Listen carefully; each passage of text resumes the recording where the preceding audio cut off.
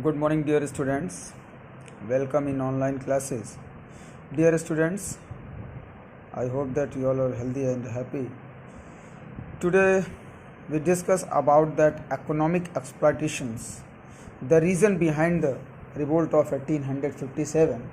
We all are discuss in the live classes, and we also send the video of political causes of the revolt of 1857, and then after socio and religious causes study we have sent the video. We have already sent the video. Today our topic is what was the economic exploitation of India and how the Britishers and exploited the Indian trade and commerce. So please all of you see the book, page number 85. In this topic, first of all, we discuss about that the Britishers imposed heavy export duty and how the Indian handicrafts and traders, the industry of local leading and the important textile ruined by the British policy. So see the book. British economic policies in India worked against the interest of Indian trade. I hope that able to understand. Means जो economic policies अंग्रेजों की थी वो भारतीयों के against थी. Trade and industry and दस ruined the her financially. Trade industry, व्यापार और वाणिज्य, उद्योग कह सकते हैं कि पूरी तरह से उसकी पॉलिसीज से, ब्रिटिशर्स की पॉलिसीज से पूरी तरह से रियून हो चुकी थी, बर्बाद हो चुकी थी और भारत फाइनेंशियली एक तरह से वीक हो चुका था. द इकोनॉमिक एक्सप्लॉयटेशन का मतलब क्या होता है? शोषण. The economic exploitation of Indians and the drainage of Indian wealth to England became a potent cause of uprising of the revolt of 1857. Means drainage of Indian wealth, Bharat का जो धन था वो कहीं ना कहीं किसी न किसी रास्ते से अंग्रेजों की पॉलिसीज़ की वजह से भारत से निकलकर इंग्लैंड की तरफ जा रहा था. द फर्स्ट पॉइंट है given the ruin of Indian trade and handicraft. Before the arrival of the Britishers, India was the leading exporter of the cotton textile. Yes, I hope that you also know in class 8th, in previous chapter, we have discussed that many important export of the cotton textile work was produced by the Indians in the before the arrival of the Britishers. But after that, beginning of the 19th century, its share started declining. Means 19th century, after the 19th century, when the Britishers start the exploitation of Indian trade and industry, then the position of Indian industries and Indian trade continue declining. As an act passed by the British government in 1720 prohibited the use of Indian silk,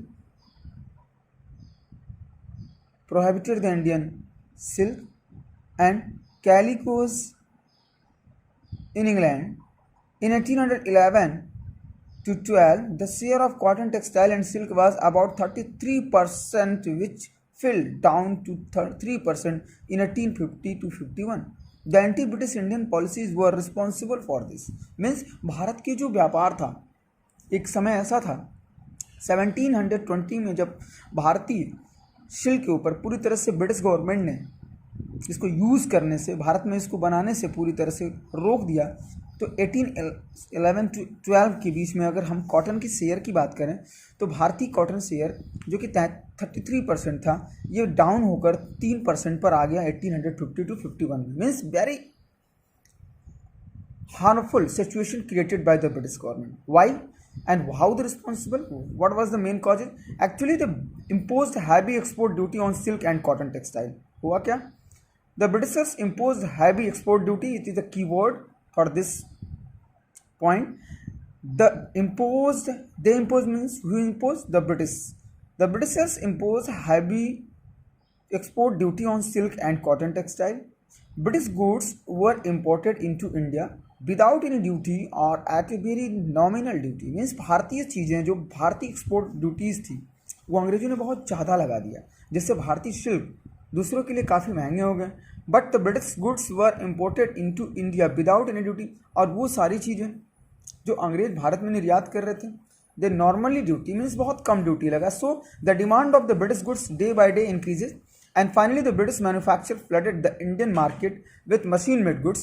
Indian weavers and producers failed to compete with them. So day by day the Indian markets and machine made goods manufactured by the Britishers flooded in Indian markets, and Indian weavers and products failed to compete with them because the machine made goods very attractive and their price is also very low, and in other hands the Indian goods is not especially attractive because they made by the hands, and also the Indian goods are so much prices because the Britishers imposed heavy export duty. So the Indian weavers means bunkar, and producer failed to compete with them.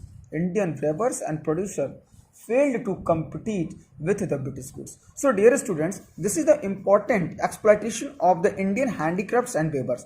And then after, the Indian trader also suffered at the hands of the British traders. Yes, how the British trader got many privileges and facilities as compared to the Indian traders. Okay, this is also important factor. The Indian trader also suffered at the hand of the Britishers because the Britishers have getting so much privilege and so much facilities by the British government, but the Indian traders always suffered because no one give the right and no one any give the financial asset to the Indian traders. So day by day the Indian traders suffered at the hands of the British traders, and finally as a result the anti-Indian economic policies of the British, the art of spinning and the weaving, which employed thousands of workers in India, become extinct.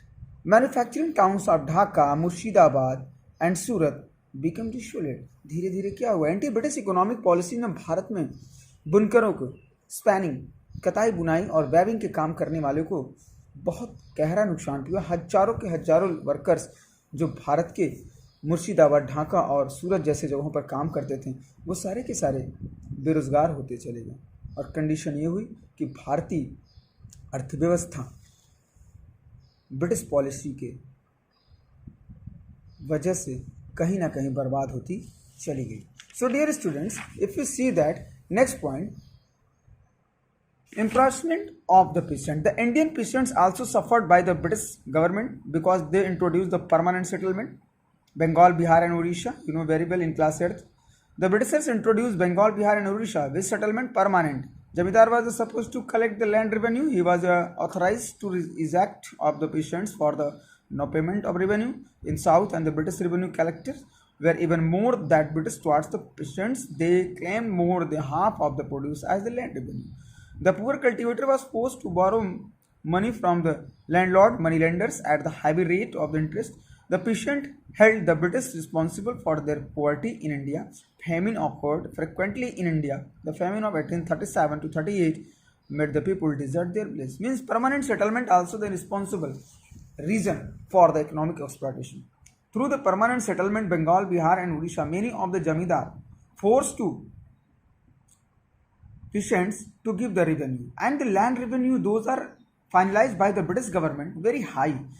The Jamidar forcefully collected the revenue from the peasants, and that time famine was also occurring frequently in India, but they ignored and they forcefully during the time of the famine they collect that revenue from the peasants, among the peasants.